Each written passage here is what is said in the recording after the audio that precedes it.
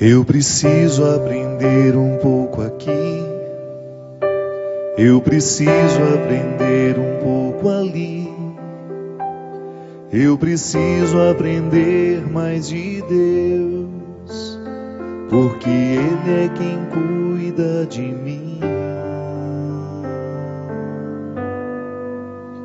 Se uma porta se fecha aqui, outras portas se abrem ali. Eu preciso aprender mais de Deus, porque Ele é quem cuida de mim.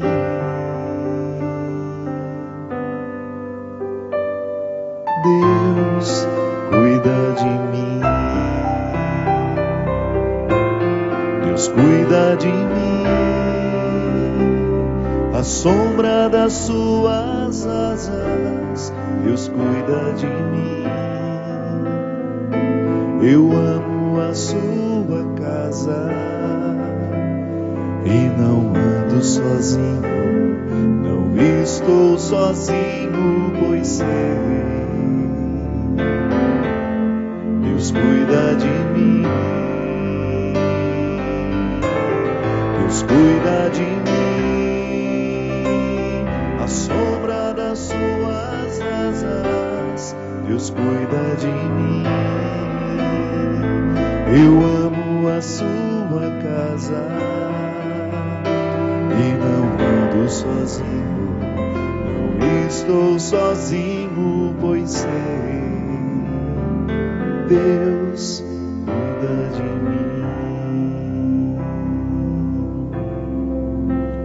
Se uma porta se fecha aqui, outras portas se abrem ali.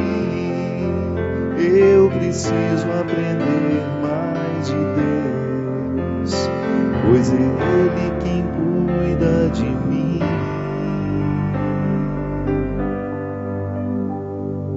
Deus cuida de mim. Deus cuida de mim. A sombra das suas asas, Deus cuida de mim. Eu amo a sua casa e não ando sozinho, não estou sozinho, pois sei, Deus cuida de mim. Oh, Deus cuida de mim. A sombra das suas asas, Deus cuida de mim.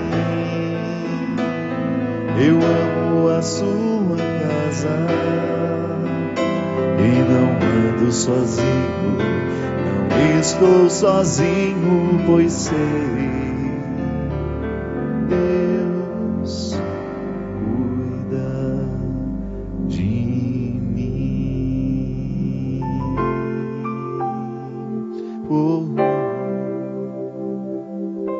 Muito boa noite, nós estamos começando mais um programa Direção Espiritual. A fé é sempre a experiência do cuidado, porque se a gente não se sabe cuidado, a gente não confia no outro. Desde pequeno a gente aprendeu a exercer essa confiança natural nas pessoas. Eu caminho na direção da minha mãe quando estou dando os meus primeiros passos, porque eu sei que ela não me deixa cair. Ela estará ali para me sustentar. Fé e cuidado são duas palavras que caminham juntas. São duas experiências complementares, poderíamos dizer.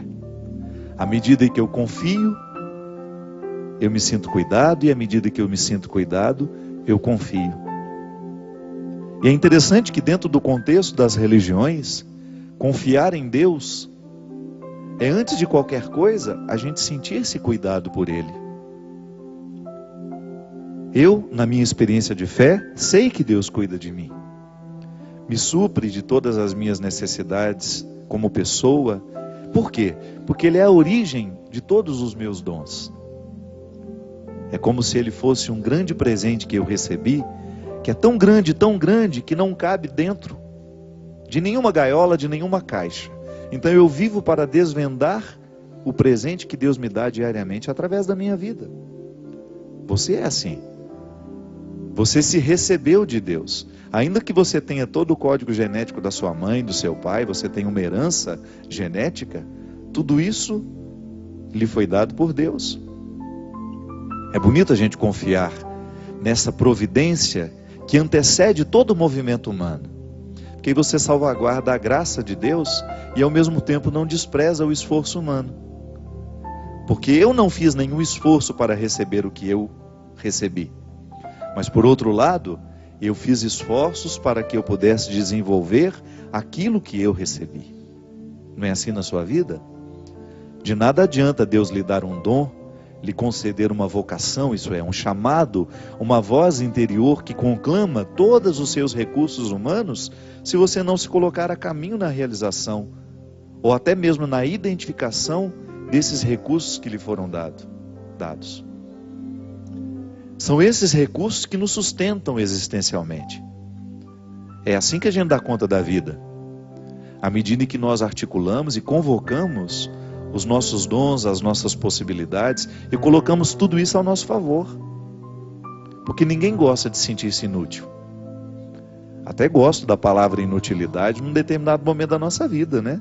Quando chegar a velhice e você tiver o direito de desprender-se de todas as suas utilidades, restando apenas o seu significado como pessoa. Não é nenhum problema. Eu não ofendo a velhice ao dizer que a inutilidade faz parte dela. Porque entra o significado. É natural que eu vá perdendo as minhas habilidades, é natural que eu vá perdendo as minhas destrezas com o tempo. E depois não consiga fazer muita coisa. Mas o meu significado me sustenta. Mas enquanto eu estou com a possibilidade de realizar muitas coisas, as possibilidades são muitas. Um ser humano nunca esgota todas as suas possibilidades, tamanha a riqueza que ele recebeu. Eu, você, nós ainda não chegamos nem na metade do conhecimento de tudo aquilo que nós podemos como gente. É isso que nos sustenta, é isso que faz a existência ser suportável, porque existir não é fácil. Sentir esse corte existencial diariamente, a nos doer, a nos desafiar, por quê? O desconforto faz parte do processo. Ninguém nos prometeu que seria fácil. É aí que entra a experiência da confiança. É aí que entra a bonita experiência da fé. O papel da fé sendo um pano de fundo para esse existir que é tão conflituoso, mas ao mesmo tempo é tão prazeroso. Eu confio, porque eu me sinto, me experimento, cuidado por uma força superior. Que não tem o papel de facilitar a minha vida, de torná-la isso ou aquilo, de fazer com que meus caminhos fiquem mais breves, menos distantes. Não, não é assim não. Seria uma ingenuidade da nossa parte acreditar que Deus vem para facilitar a nossa vida. Deus vem para nos fortalecer. Por isso que não cabe preguiça no processo existencial. Ainda que você não acreditasse em Deus, se você levasse a sua vida a sério, já seria o suficiente para você convocar a sua coragem e não admitir a preguiça na sua vida. Na preguiça ninguém chega a lugar nenhum. Por isso que acreditar de maneira madura em Deus é você convocar diariamente os seus recursos, acreditando que esses recursos têm uma origem divina. Foi Deus que me deu. É Deus que me dá a fé, é Deus que me dá a coragem, é Deus que me dá a disposição, é Deus que me dá a alegria. E você pode enumerar todos os elementos que fazem a vida da gente ser mais interessante, valer a pena. Só que aí você coloca uma origem sagrada em tudo isso. Então a minha coragem não nasce de mim. Ela pode até brotar em mim, mas ela tem uma outra origem. Ela vem de Deus. Está vendo a diferença? Como a preposição, a teologia mora nas preposições. É de Deus em mim. É uma força de Deus em mim. Até quando eu vou perdoar alguém. Se eu já estou arrependido, é porque a graça de Deus já me fez reconhecer o meu erro. Eu por mim mesmo, minha gente, marcado pelo pecado como sou. Você, marcado pelo pecado como você é. Você teria uma dificuldade imensa de reconhecer por você mesmo que você errou, que você pecou. Santo Agostinho dizia que até para esse movimento de reconhecimento do pecado na nossa vida, nós carecemos da presença de Deus em nós. Então existe uma origem divina na minha capacidade de perdoar. É ali que Deus exerce o seu cuidado, em nunca retirar a minha capacidade de perdoar. Ainda que eu seja um homem mau, ainda que eu me transforme num ser humano abominável, os dons de Deus não são retirados, mesmo quando nós fazemos coisas erradas. Porque quem ama, dá e não pede de volta. Aí, se por acaso isso deixa de fazer efeito na minha vida, não é porque Deus retirou, não. É porque eu não estou administrando bem. É porque eu não estou fazendo o meu dever de casa, digamos assim. Porque a fé consiste em reconhecer um cuidado que antecede todos os meus esforços. Deus continua me dando a capacidade de perdoar, por mais duro que tenha se tornado o seu coração, porque às vezes acontece. Às vezes acontece. A vida vai sendo cruel com a gente, as coisas ruins vão acontecendo, o coração da gente vai ficando duro, a gente vai perdendo a capacidade de amar o outro. Isso não é um problema só seu, não. É um problema meu, é um problema do Christian, é um problema de toda essa equipe que trabalha aqui. É um problema dos homens mais santos da história. É um problema que está presente nos corações mais bem intencionados. Não se sinta pior do que nós, ou não se sinta pior que os outros por causa disso. Coração duro existe em todo lugar, ainda que ali exista muita gente santa, corações duros estarão ali. Porque às vezes a gente não sabe administrar as coisas ruins que nos acontecem. É como aquela mulher que perdeu um filho, é como aquela mulher que perdeu o marido e perdeu o chão da sua vida.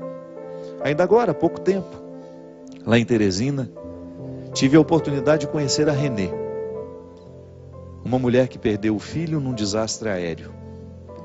E naquele mesmo acidente morreu o sobrinho dela. Era o filho único dessa mulher. Ela me abraçou ali naquele momento, ela chorava tanto.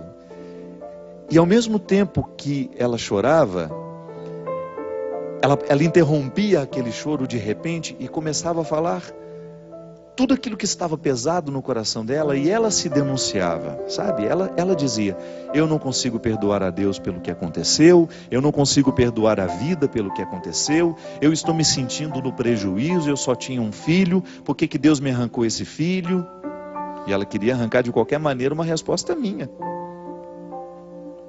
E é claro que eu não ousei dar nenhuma resposta pronta para ela. Ali naquele momento, aquela mulher recrutava dentro dela, ela estava expondo tudo aquilo que era desassossego, desarmonioso, sabe? Aquela falta de harmonia interior que colocava aquela mulher com um coração duro naquela hora. Isso acontece quando a vida nos dá um golpe assim, que a gente não tem explicação para esses golpes. Eu posso até recrutar os recursos da minha fé para me ajudar a conseguir ficar em pé, mas não me responde. Minha gente, a religião que se pretende a ser honesta, ela não dá respostas mágicas para ninguém, porque a fé não é uma resposta mágica. A fé é como se fosse um esqueleto, sabe? Que a gente tem que encher de carnes humanas, de significados humanos, para a gente continuar em pé. O esqueleto nos foi dado por Deus, é Ele que nos põe em pé. Agora os recheios são humanos. E ali naquele momento, eu sentia que por mais que aquela mulher desafiasse Deus, o esqueleto da fé estava ali nela. O que faltavam eram os enxertos humanos. Porque a vida daquela mulher estava realmente muito pobre. A casa daquela mulher estava muito pobre. Por onde andava o menino que tanto deu alegria a ela? Todos os significados daquele filho na vida dela foram ceifadas com um avião que caiu. E caiu também o mundo. Caiu também todo o contexto que sustentava os significados daquela mulher. É disso que nós estamos falando. A experiência de fé, nós não conseguimos mensurar. O que a gente sabe é que às vezes os acontecimentos retiram a nossa inteireza e dão a gente um coração duro. Então é natural. Você não pode se sentir pior por ter esse coração duro.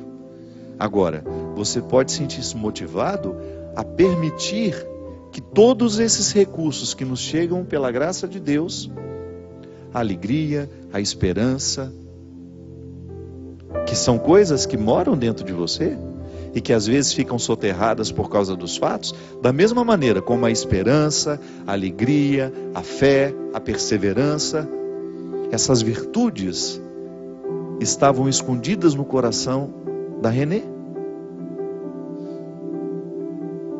E o que acontece para a gente? O que a gente pode fazer para recrutar isso de volta? É igual uma semente que está numa terra árida. Precisamos aguar, precisamos cultivar. Aí é a hora dos amigos, das pessoas que estão ao redor, do padre, do pastor, do monge, daquela pessoa que a gente sabe que é espiritualizada, que pode até não pertencer a nenhuma religião, mas tem uma presença de Deus tão grande no coração, que uma palavra que diz faz diferença para quem escuta. Nós encontramos pessoas assim o tempo todo. E nós não podemos nunca desprezar essas pessoas que não estão na mesma igreja que nós, que não congregam a mesma fé que nós, que não professam a mesma fé, mas estão imbuídas pelo mesmo Espírito. Porque Deus age onde quer, minha gente. Onde a gente menos espera, as sementes do verbo estão sendo germinadas, a presença de Jesus, ainda que de maneira oculta, sem ser revelada, sem esse nome ser dito, está acontecendo lá. Ou você acha que Jesus fica privado com os muros das igrejas? Ou você acha que Jesus vai deixar de acontecer no coração de uma pessoa porque ela não está na mesma pertença religiosa que nós? Jesus acontece onde quer e onde pode, onde ele encontrar um espaço para fazer florescer todos esses recursos humanos, todos esses enxertos que fazem o complemento do esqueleto, ele vai fazer. Aí você identifica que não somos todos iguais. Eu cá estou vivendo os meus conflitos, os meus desafios, para poder permanecer em pé, para continuar acreditando como eu acredito, mas eu preciso recrutar diariamente os meus recursos humanos, olhando para eles como dons divinos que me fazem prosseguir no caminho, para não desistir, para não perder o amor pela vida, para não perder o elan vital.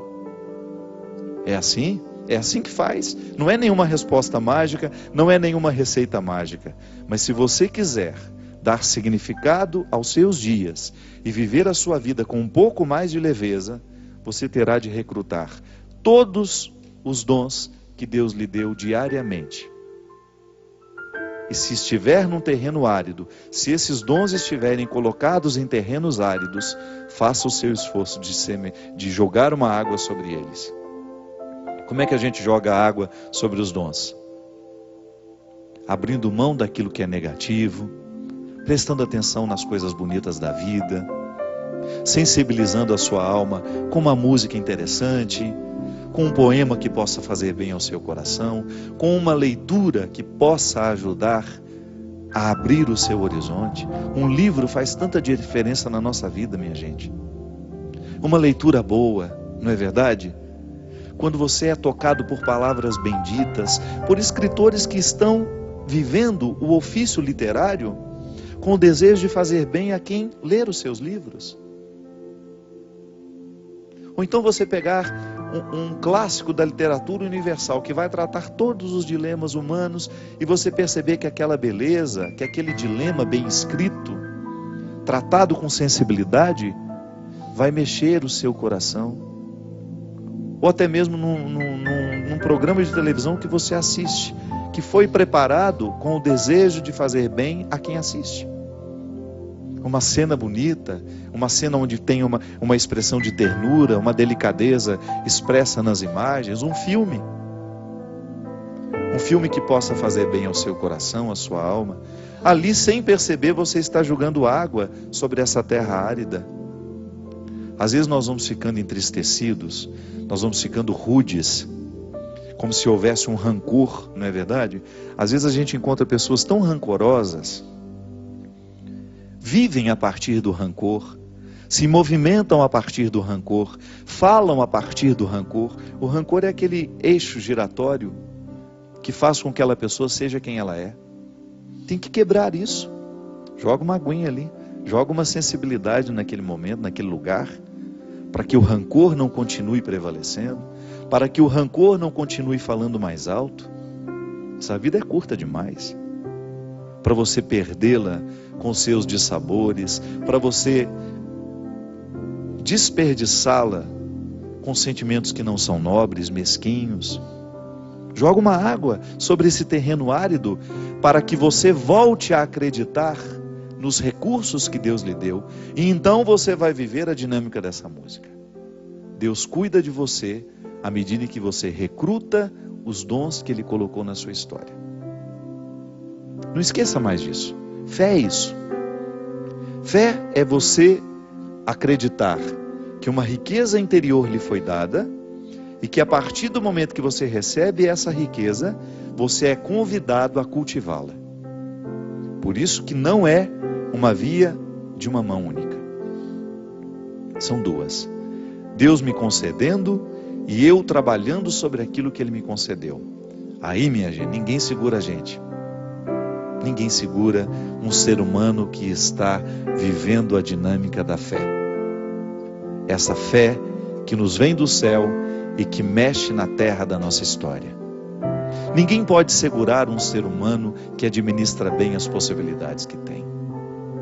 Ninguém pode segurar um ser humano que optou por ser bom, que optou por fazer a bondade lhe dada como um dom sagrado frutificar, florescer, porque todas as pessoas que estiverem ao seu redor serão beneficiadas com a sua bondade.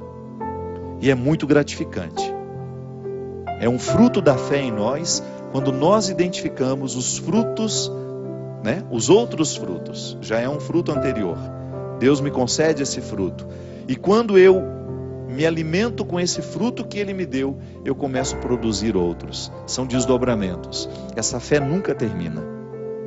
Porque a partir do momento que eu sei que sou cuidado por Deus, e na experiência de saber me cuidado, eu começo a agir respondendo com o cuidado que eu preciso ter com aquilo que me deu. E aí, nós estamos vivendo a dimensão mais profunda do processo de fé, que é justamente você sentir que Deus transforma a sua maneira de se enxergar, Deus transforma a sua maneira de enxergar o outro, Deus modifica a maneira como você olha para o mundo. Volto a dizer, ninguém pode segurar um ser humano que sabe administrar bem a si mesmo. E talvez esse seja o nosso maior empenho. O resultado da fé em nós é quando nós reconhecemos que Deus cuida de nós, em nunca nos negar os instrumentos para a nossa alegria, para a nossa felicidade, mesmo quando os tempos são ruins, mesmo quando a vida parece ser cruel. O resultado da fé ali é a gente permanecer em pé, mesmo quando tudo parece ruir ao nosso lado.